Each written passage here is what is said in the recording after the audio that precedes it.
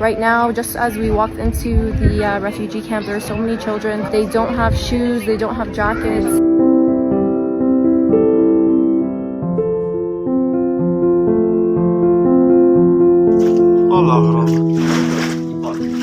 This is the inside of one of the tents. This is their kitchen.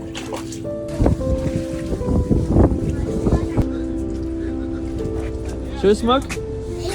هبة ما شاء الله. There are over 6,000 families here, and we're hoping to help around 1,000 at least and provide them with fuel, with wood for fires, shelter, tents, warm clothing, boots.